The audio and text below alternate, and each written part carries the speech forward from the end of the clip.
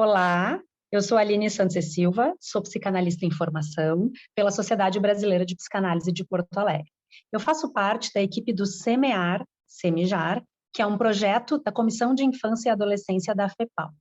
O objetivo desse projeto é desenvolver um espaço virtual que aborde temas e promova um debate a fundo sobre a infância e adolescência a partir do campo psicanalítico. Hoje aqui conosco Heloísa Zimmermann, membro do Instituto da Sociedade Brasileira de Psicanálise de Porto Alegre, que vai conversar com a gente sobre a parentalidade nos dias atuais. Oi? Oi. Tudo bom, Elo? Tudo bom? Oi, Heloísa Zimmermann, vamos conversar então? Oi, Heloísa. Quem sabe tu começa contando pra gente, então, o que a gente pode entender por parentalidade nos dias atuais? Certo. É um conceito amplo, né, que envolve vários fatores. Para pensar de uma maneira mais simplificada, assim, eu acho que os dias atuais são marcados por uma parentalidade mais respeitosa, em que os pais se preocupam em aceitar melhor os filhos como eles são e ajudar eles a serem o que for para eles serem, né? Respeitando que vão ter gostos, vontades, desejos, afinidades com áreas que nem sempre correspondem às mesmas afinidades que os pais têm, né? Então, há um tempo atrás, a educação era muito formal e os pais decidiam como os filhos deveriam agir, o que deveriam estudar, que notas deveriam tirar, se praticariam esportes, tocariam instrumentos ou não.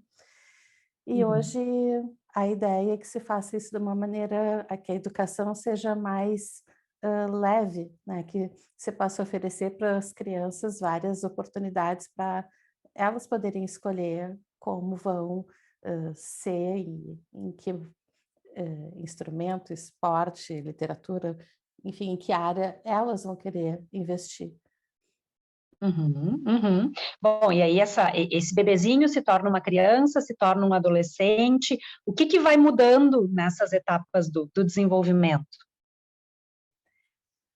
Os pais têm que se adaptar a cada etapa nova, né? E eu tenho amigos que falam que criar filho é que nem videogame, né? Quando a gente vence uma etapa, vem uma nova mais difícil. Uhum. Então, é isso, né? Quando o bebê nasce, os desafios são de conhecer esse pequeno estranho, né? Que saiu de mim ou não, né? Então, os bebês, tanto os adotivos como os biológicos, eles têm que ser adotados pelas mães, pelos pais, pelas famílias, né? Então, conhecer esse novo integrante, ver como é que ele é, como é que são os ritmos dele, se ele é mais tranquilo, se ele é mais chorão, se ele precisa de mais atenção ou alguns cuidados especiais. E isso vai se dando aos poucos, né? Os pais de primeira viagem têm uma experiência em geral mais forte nesse sentido. Os pais que já tiveram um primeiro bebê em geral já conseguem usar a experiência e se assustam menos. Mas cada bebê é um bebê, cada filho é diferente do outro. E os Uhum. pais também, né? Os pais também são diferentes para cada filho. Isso é uma coisa que eu também gosto de destacar, porque tem uma cultura assim de que foram criados pelos mesmos pais e são tão diferentes, né? Cresceram na mesma família e são tão diferentes. Não só cada filho é sua própria pessoa, mas os pais que recebem um filho num momento de vida vão ser diferentes e vão ter reações diferentes quando recebem o filho em outro momento de vida, tanto em relação a experiências que estão passando, que já passaram, né? E as coisas se desenvolvem de maneira diferente também. Acho que é bem importante isso que tu está dizendo, né, sobre a importância de que esse vínculo, esse contato de pais com filhos parece que precisa ser refeito, né? Dependendo do momento, das mudanças, né, de um filho criança, um filho adolescente, é muito diferente. É muito diferente e a gente observa pessoas, pais, que têm muita facilidade numa etapa da vida e muita dificuldade em outra, né? Tem pais que acolhem um bebê recém-nascido com toda a paciência do mundo e passam noites acordadas e cuidam com desvelo e carinho e bem, e gostam daquilo. E quando esse bebê chega aos 13, 15 anos, esses mesmos pais que eram tão cuidadosos ali não têm nenhuma paciência, não conseguem compreender o que está acontecendo com aquele adolescente. E quando um dos pais tem mais facilidade numa etapa e outro na outra, às vezes dá para equilibrar, se ajudam, né? Mas às vezes a gente encontra situações bem complicadas, assim. E daí faz parte do nosso trabalho explicar para os pais as características da fase e tentar entender aquela pessoa, né? Esse adolescente está brigando, mas não é porque adolescente briga que esse está brigando, né? Cada filho merece essa atenção especial que às vezes os pais têm muita dificuldade em dar. Uhum, uhum, uhum, uhum. Tá bem. O que mais, Elu? Me ajuda aí. Eu acho que um mito, né? Bom, a questão de adotar o próprio filho, que eu falei antes, acho que é super importante, assim.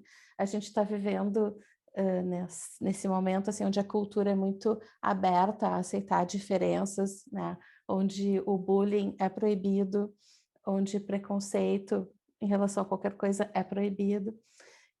Mas esse é um movimento que vai demorar para se entranhar dentro da gente enquanto cidadãos, pessoas, né? Então, se um filho chega em casa e diz que quer fazer uma coisa que para os pais é absurda, né?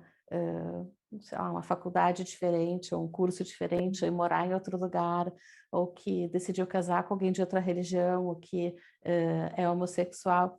Todas essas são adaptações que são muito difíceis e necessárias, né? Eu vi o filme, mas o livro dizem que é excelente também.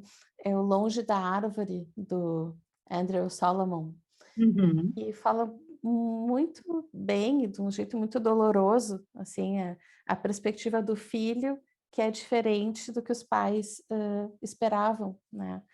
E é muito doloroso, né? Os pais têm em geral, eles conseguem ver mais o próprio sofrimento, né? Por que que eu fui ter um filho assim? Por que que comigo está acontecendo isso? Então, cabe a gente alertar para o outro lado também, que, em geral, os bebês, as crianças, os adolescentes e mesmo os adultos, né? O filho continua sendo filho, mesmo adulto, não deixa de ser. não deixa de ser. A diferença de geração segue igual. Uhum, Então, é importante a gente poder ajudar os pais a entenderem que a maneira como eles vão aceitar os filhos faz toda a diferença. E se eles puderem fazer uhum, isso de um jeito mais carinhoso e ameno, tanto melhor. uhum, uhum, uhum. Tá bem.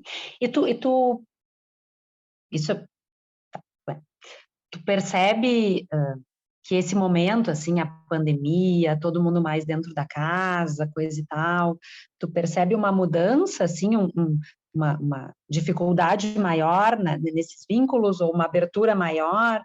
Que a gente pode pensar da pandemia com isso? Assim? A minha impressão é de que quem vinha bem antes da pandemia, em geral, seguiu bem, né? Conseguiu se adaptar a essa convivência mais estrita, mais restrita, né? Mas todo mundo junto, mais o tempo Aham, todo, né? aham, E as pessoas que não vinham bem, me parece que pioraram, assim, né? uhum, Que eu acho que uhum, faz todo sentido, né? Quando a pessoa está mais frágil e é exposta a uma situação de estresse, uhum, se espera que o sofrimento aumente, que a capacidade de lidar com as coisas não seja tão boa, né? Eu acho que a pandemia, ela denuncia esse tipo de atrapalhações, assim, em geral das famílias, né? Onde havia uhum, falta de respeito, onde havia uma violência um pouco mais velada, parece que a pandemia fez com que isso eclodisse de uma maneira, às vezes, até violenta, né? uhum, Mas eu acredito que as pessoas têm se adaptado mais, assim, agora com a esperança de voltar, as crianças voltando para as escolas, eu acho que deu um alívio grande, assim, nessas tensões. Uhum, uhum, uhum. Tá bem, tá bem. Acho que era isso, né? Te agradecemos, nós do Semear, agradecemos a presença da Heloísa Zimmermann aqui conversando com a gente, né?